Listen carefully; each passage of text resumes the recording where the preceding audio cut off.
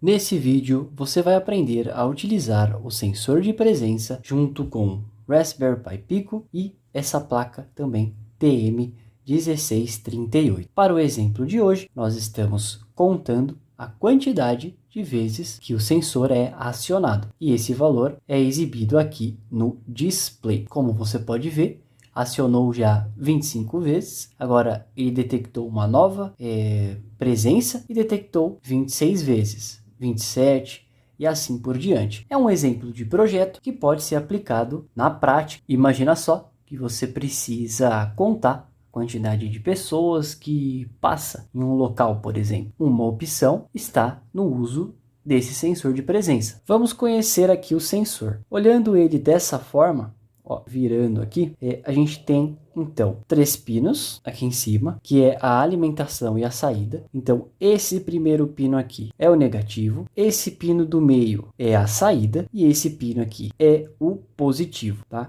Ele tem uma proteção caso você inverta esses dois, que é esse diodo aqui. É uma proteção para inversão de polaridade. Então esse é o negativo, saída e positivo. Aqui embaixo nós temos 2 trim-pots. Um para ajuste de sensibilidade, que seria a distância que o sensor vai captar a presença, e o outro é para ajuste de tempo. Aqui do lado temos 3 pinos. Esses pinos são usados para você configurar a saída dele. Dessa forma que ele está agora, com o do meio e o de cima jampeado, a configuração está em retrigger. Ela é chamada assim porque enquanto ele estiver detectando presença, a saída aqui vai ficar em nível lógico alto. Então ela vai ficar acesa. Se você tirar e colocar na parte de baixo, o sensor vai ficar no modo de trigger, como se fosse o modo de acionamento de lâmpada. Então, assim que ele detecta a presença, a saída aqui vai para nível lógico 1 pelo tempo definido aqui. Assim que esse tempo cessar, a saída vai para nível lógico 0, esperando uma nova detecção de presença. Para você poder controlar essa placa, não necessariamente você vai precisar de um microcontrolador. O ajuste de tempo dessa placa é de até uns 200 segundos, já é bastante coisa. E o ajuste mínimo é em torno de 2, 3 segundos. Varia um pouco de módulo para módulo. Esse daqui é o do meio,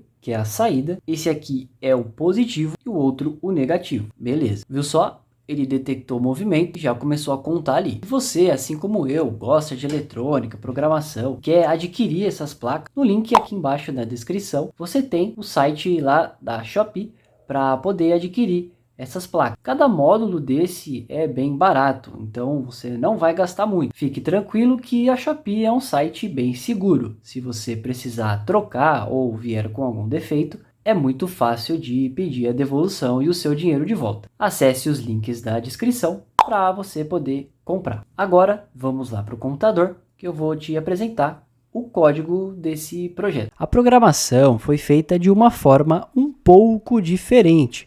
Eu utilizei classes. Com as classes é possível deixar o seu código bem mais organizado e seguro, visto que nós não vamos utilizar variáveis globais, em que qualquer parte do código poderão ser acessadas. Olha só como que ficou. Na primeira linha, sempre importação das bibliotecas, então TM16, Machine Import Pin, então essa daqui para a gente controlar o display e essa para controlar o que é entrada e o que é saída. Na linha 4, vamos criar um nome, que no caso é o sensor, ligado no pino 15, configurado como entrada, e já definimos um estado inicial, que no caso aqui é pull up.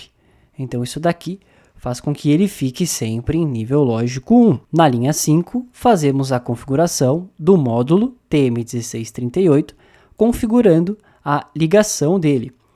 Então o pino STB está ligado no GP2, o clock GP3 e o DIO no GP4. Em seguida, controlamos o brilho desse display com essa função aqui. Repare que nós vamos tratar agora com essa variável que nós definimos, né?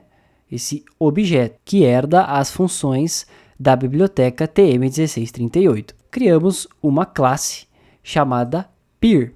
PIR porque é o nome do sensor. Se você pesquisar no Google, vai verificar aqui que PIR é infravermelho passivo, que é a tecnologia desse sensor, né? Ele detecta através de luz infravermelha. E é com isso que ele consegue identificar corpos. Em seguida, fazemos a inicialização normal. Então, é assim que é escrito em Python. Criamos duas variáveis, essa chamada num e essa chamada flag, já iniciando em valor 0 aqui. Vamos criar uma função chamada contagem. Então, nela será feita a contagem de vezes que o sensor é acionado. Ela recebe como parâmetro o valor do sensor.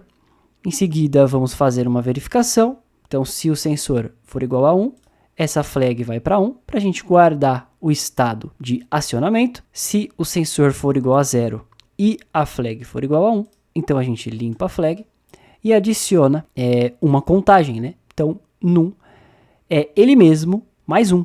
Lembrando que ele é 0 no início, então é 0 mais 1, 1, 1 mais 1, 2 e assim por diante. E depois criamos mais uma função, que é ela que faz a exibição no display de 7 segmentos. No caso, ela não tem nenhum parâmetro, a gente só usa uma função que já é da biblioteca TM1638. Essa função aqui aceita um número inteiro como parâmetro, né? Essa daqui, ó, e já exibe lá no display, sem a gente se preocupar muito. E olha só como é interessante programar dessa forma, né? Criando classes. A gente consegue controlar muito bem as variáveis e as definições das funções. Na linha 25, eu escrevo sensor info para fazer a instância dessa classe que a gente criou. Olha só, tem o mesmo nome aqui. Agora, eu posso tratar como sensor info ponto a função que eu quero. No caso dessa classe, eu criei duas. Então, a contagem e a exibir. Aqui na linha 27, né, que é o loop infinito, eu crio mais uma variável só para guardar o valor do sensor. Tá? Então, o valor do sensor, que no caso aqui vai monitorar se ele é 1 ou se ele é 0, dependendo do acionamento. Então, guardando o estado do sensor, eu coloco essa variável como parâmetro da função contagem, tá vendo? Então, sensor value, estado do sensor, que recebe o valor do sensor, tá? Em seguida, vai fazer toda a verificação aqui, nessa função, e depois, na linha 30, a gente exibe esse resultado.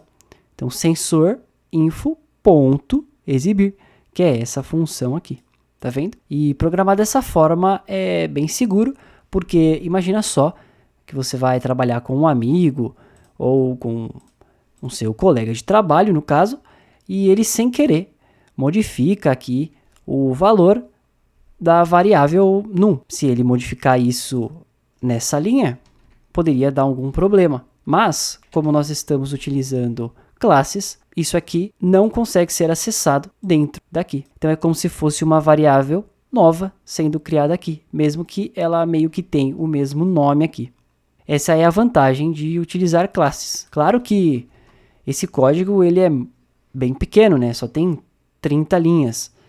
Mas imagina só em um projeto que diversas pessoas acessam e, sei lá, provavelmente deve ter umas 10 mil linhas de código. E vai ficar bem complexo, né? Então é para isso que a gente utiliza classes, para deixar tudo bem organizado e programar de uma forma mais padronizada. A minha dica é escreva esse código manualmente, leia.